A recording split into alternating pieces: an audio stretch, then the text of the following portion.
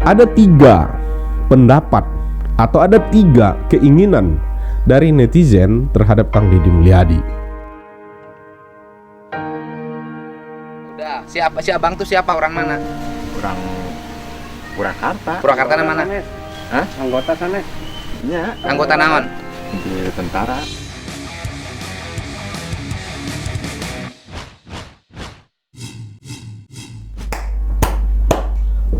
Mantap.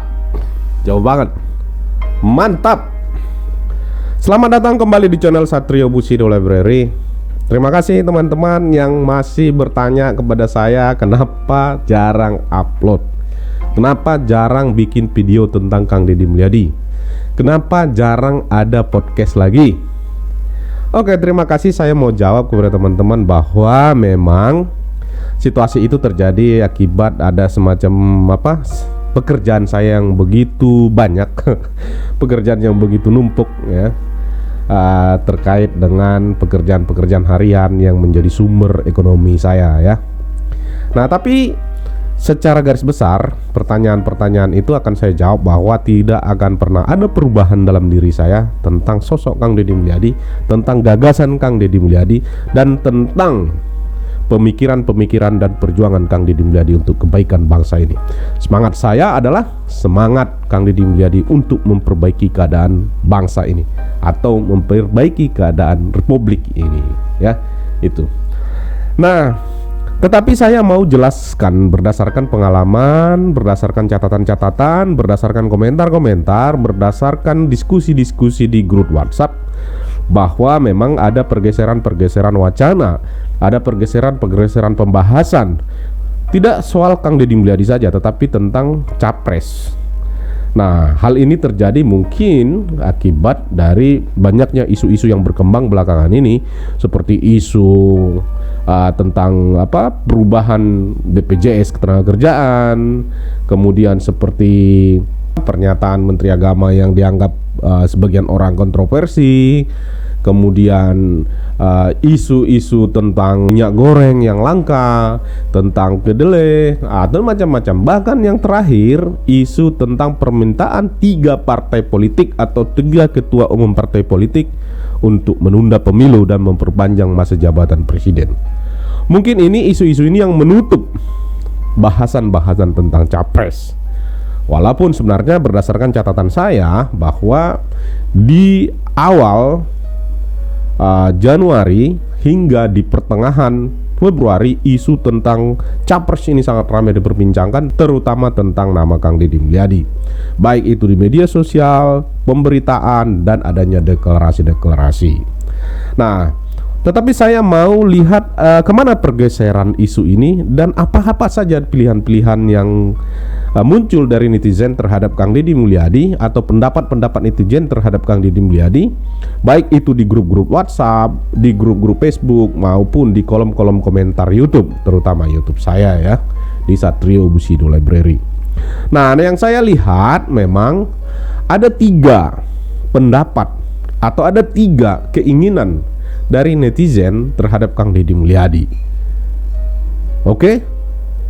Walaupun pada 4 bulan yang lalu, tepatnya di bulan Oktober, November, Desember, Januari, Februari, nah, di 4 bulan yang lalu saya bikin semacam jajak pendapat pertanyaan dari hasil-hasil survei yang ada di Kompas. Coba kan nomor 1 ini Prabowo Subianto. Coba saya tanyakan di komunitas YouTube Satrio Bushido Library. Pertanyaannya kira-kira seperti ini: jika Capres 2024 antara Prabowo Subianto dengan Kang Deddy Mulyadi, siapa yang akan Anda pilih? Dari 1.100 suara, yang menjawab Prabowo Subianto 4%, yang menjawab Kang Deddy Mulyadi 94%, dan yang tidak tahu 2%. Nah, artinya data ini di 4 bulan yang lalu sangat kuat ya, sangat tinggi ya, tingkat harapan dari publik terhadap Kang Deddy Mulyadi. Tetapi seperti yang saya sampaikan berdasarkan kolom komentar, berdasarkan diskusi-diskusi di grup WhatsApp, dan ada salah satu Zoom yang kami lakukan, Zoom nasional namanya, yaitu beberapa orang yang ikut berdiskusi secara daring, secara online untuk membahas berkaitan dengan isu Kang Deddy Mulyadi, berkaitan dengan pemberitaan-pemberitaan tentang Kang Deddy Mulyadi. Nah, ada 3 kecenderungan pilihan atau ada 3 kecenderungan harapan dari netizen terhadap Kang Deddy Mulyadi.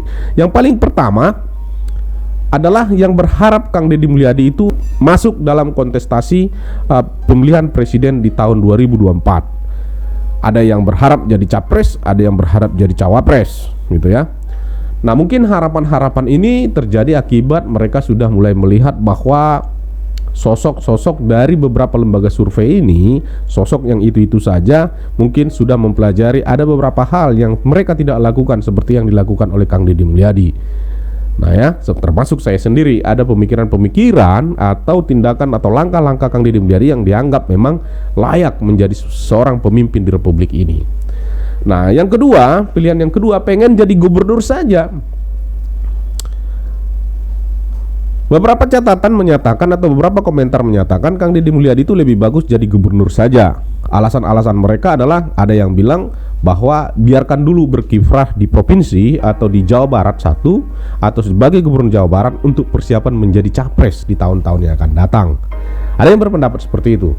Mungkin pendapat ini berkaitan dengan beberapa yang dikatakan potensial untuk jadi capres 2024 adalah merupakan gubernur di beberapa provinsi seperti Gubernur Jawa Tengah Ganjar Pranowo, Gubernur Jawa Barat Ridwan Kamil, dan Gubernur DKI Jakarta Anies Baswedan. Nama mereka ini selalu masuk dalam 4 besar. Hanya di 4 besar itu hanya satu yang tidak gubernur. Artinya ada semacam kecenderungan dari masyarakat memang harus berkarir dulu dari gubernur baru menjadi presiden, ya kan? Dan itu juga mungkin dipengaruhi oleh jejak karir Jokowi sendiri yang awalnya memang jadi wali kota, kemudian jadi gubernur DKI. Jadi ada semacam keyakinan bahwa setiap orang akan menjadi capres atau setiap orang layak menjadi capres itu kalau jadi gubernur dulu gitu. Mungkin itu ya keyakinan, mungkin gitu ya. Nah, tetapi terhadap KDM sendiri saya melihat bahwa ini semacam keinginan untuk menjadi gubernur ini semacam keinginan yang paling besar ya di tengah-tengah atau semacam keinginan yang lebih besar ya. Apalagi setelah pemberitaan ada peringatan dari Golkar itu bahwa KDM harus menahan syahwat politik. Nah, mungkin pengaruh itu juga mendorong sehingga munculnya harapan agar dia tidak maju ke capres karena sudah ada capres dari Partai Golkar. Walaupun dalam survei seperti yang kita tahu sekarang, mungkin ya itu juga yang mempengaruhi. Kemudian yang ketiga, ada juga yang menginginkan KDM tidak usah jadi capres, KDM tidak usah jadi calon gubernur, KDM biar jadi YouTuber saja, atau seperti saat ini anggota DPR yang YouTuber atau YouTuber saja, itulah pada intinya. Alasan-alasan mereka yang paling dominan itu adalah ada yang bilang kasihan nanti KDM tidak bisa lagi bebas, harus terikat dengan protokoler, nanti akan dapat tekanan dari mana-mana. Ada yang berpendapat seperti itu. Ada juga yang berpendapat ya nanti tidak bisa lagi dia bebas bantu rakyat ke sana kemari, bebas untuk melakukan aktivitas sehari-hari gitu. Nah, di satu sisi pendapat ini menurut saya benar, tapi di sisi lain juga pendapat itu terlalu melihat KDM itu hanya sebatas itu gitu loh. Nah, maksud saya kalau misalkan alasannya untuk membantu orang lebih banyak, lebih bagus apa yang dilakukan KDM sekarang dilakukan lewat kebijakan.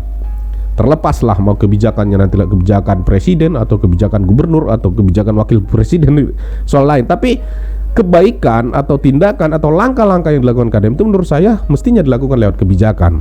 Karena saya melihat ada banyak sekali tindakan-tindakan dan langkah-langkah KDM itu berakhir di tengah jalan. Kenapa saya bilang berakhir di tengah jalan? Misalkan nih, ada semua problem, misalkan kayak problem Ciu misalkan ya.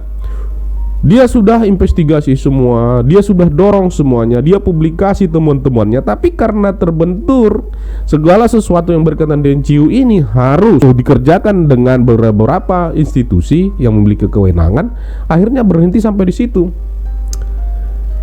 Nah, begitu juga dengan yang berkaitan dengan masalah lingkungan, berkaitan dengan masalah-masalah sosial yang lain. Menurut saya kalau misalkan ini dilakukan lewat kebijakan bahkan lebih efektif, bahkan bisa sampai diselesaikan sampai akar masalahnya. Nah, tetapi ya semua itu pendapat-pendapat itu akan kita lihat seperti apa ke depan dan bagaimana perkembangannya ke depan, dan pilihan-pilihan itu akan berakhir di mana saja, akan mayoritas kemana saja nanti pilihan di antara tiga itu, ya kita akan lihat ke depan seperti apa perkembangannya. Yang pasti dari kami Satrio Bushido Library tetap pada pendirian kami menginginkan Kang Deddy Mulyadi menjadi salah satu kontestan atau menjadi salah satu pemimpin yang akan mengambil kebijakan secara nasional di Republik itu.